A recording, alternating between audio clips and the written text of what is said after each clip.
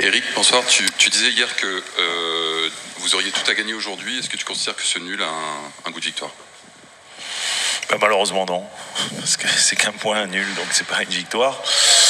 Maintenant, c'est vrai que je trouve que sur l'ensemble du match, c'est quand même très encourageant ce qu'on a proposé, ce qu'on a montré, et surtout on a une grosse période en deuxième mi-temps où pendant au moins 25 minutes, 30 minutes, on a vraiment mis en difficulté cette équipe.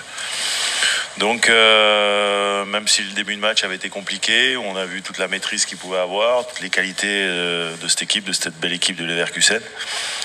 Maintenant, je suis fier de mes joueurs parce qu'ils ont fait le match que j'attendais d'eux, en ayant déjà beaucoup de mérite de revenir au score avant la mi-temps, et puis après en essayant de bousculer cette équipe dans la deuxième période. Donc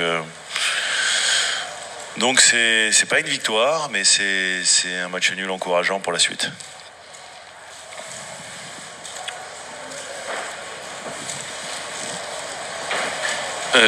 Tu parlais de cette équipe justement qui a été bousculée en deuxième période. Comment ça s'est produit en fait de prendre le dessus sur cette équipe de Leverkusen? C'est mental, c'est tactique, comment tu l'expliques? Ouais, c'est un peu tout, de toute façon. Et puis c'est aussi de l'engagement, c'est aussi de s'engager plus, d'être plus près des adversaires, de les mettre sous pression. Et même quand tu as des grands joueurs en face et que tu leur laisses moins de temps pour respirer, pour jouer, ils sont comme les autres. De temps en temps, ils rentrent des ballons et du coup, tu inverses le rapport de force. Donc c'est vrai que c'était pas très bien engagé sur le début de la première période, même dans le cœur de la première période où on sentait qu'il y avait quand même beaucoup de maîtrise. Et c'est vrai que, j'allais dire, le grand mérite de mes joueurs, c'est d'être déjà revenu au score, mais après aussi, c'est d'avoir été capable d'inverser cette tendance, ce rapport de force. Donc félicitations à eux. Maintenant, le seul petit regret, c'est de ne pas avoir concrétisé justement ce bon moment, quoi. Effectivement, cette période où on aurait pu faire la différence. Maintenant, voilà, on voit qu'il y a beaucoup de qualité en face et que aussi sortir de ce match avec ce match nul, c'est quand même une belle satisfaction. Bonsoir Eric. Bonsoir. Tu disais récemment que tu étais toujours à la recherche d'un match référence en Ligue 1. On a l'impression qu'en Ligue des Champions, vous en êtes déjà à 3 matchs référence ou presque. Comment tu expliques, je dirais pas peut-être ces deux visages, mais quand même l'impression de ne pas avoir tout à fait la même équipe cette année en Ligue 1 et en Serie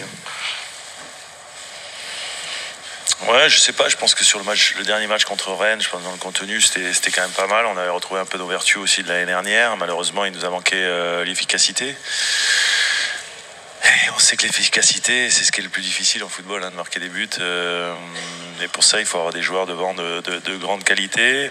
On en a. Ils l'ont prouvé ce soir. Et c'est vrai que oui, il y a peut-être un petit supplément d'âme dans cette compétition, ce qui peut se comprendre. Je pense que les joueurs, forcément, quand ils préparent ce genre de match, il y a forcément inconsciemment peut-être un engagement supplémentaire, mais en tous les cas, je sais qu'ils trichent pas et que quand on a eu des couacs en championnat ou qu'on a fait des moins bonnes prestations, voilà, c'était qu'à un moment donné peut-être, et ça va être le cas peut-être à Reims, parce qu'on joue déjà dans 3 jours, donc et contre une très bonne équipe, et c'est vrai que quelque part on sait que c'est justement les écueils qui nous attendent tout au long de la saison avec ces 2 compétitions à mener de front. Et on sait que la Champions League, au-delà de l'aspect physique, c'est l'aspect aussi psychologique où vous laissez beaucoup de plumes, beaucoup d'énergie, donc voilà, maintenant on va essayer de se rattraper en championnat et de continuer à avancer, même si effectivement on est bien conscient d'avoir raté notre début de championnat, quoi. Bonsoir Eric. Bonsoir. Comment tu expliques un peu la première période de tes joueurs? Est-ce que tu les as sentis un peu peut-être nerveux? Et qu'est-ce qui s'est passé à la mi-temps? Qu'est-ce que tu leur as dit pour qu'ils semblent plus libérés en deuxième période?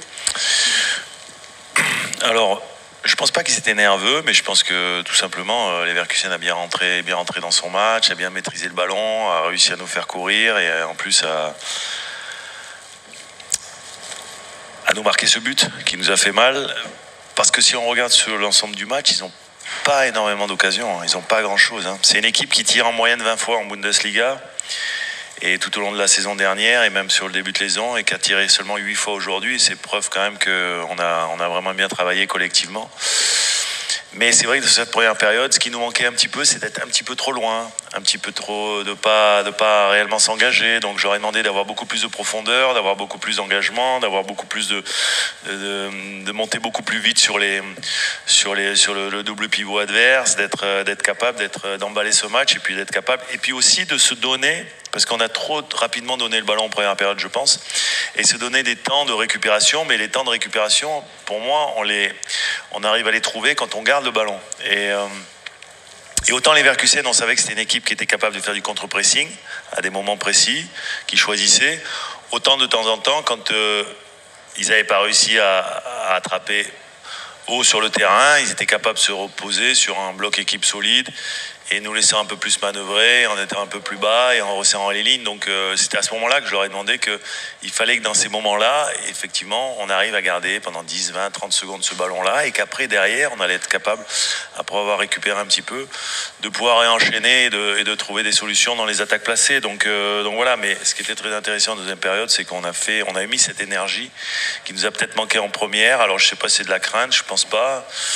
Je pense que tout simplement, ils ne nous ont pas laissé jouer comme on le souhaitait, et qu'en deuxième période, on a inversé cette tendance parce qu'on a mis plus d'énergie, plus d'engagement, et qu'à un moment donné aussi, on a été plus juste techniquement en perdant moins de ballons. Et inversement, ce sont eux qui, en étant un peu bousculés, parce que je pense qu'on les a bien bousculés quand même pendant 25-30 minutes, en deuxième période, et c'est à ce moment-là eux qui nous ont rendu pas mal de ballons faciles en dégageant un petit peu comme ils pouvaient. Donc c'est comme ça aussi qu'on arrive à inverser une tendance, quoi. Bonsoir Eric. Bonsoir.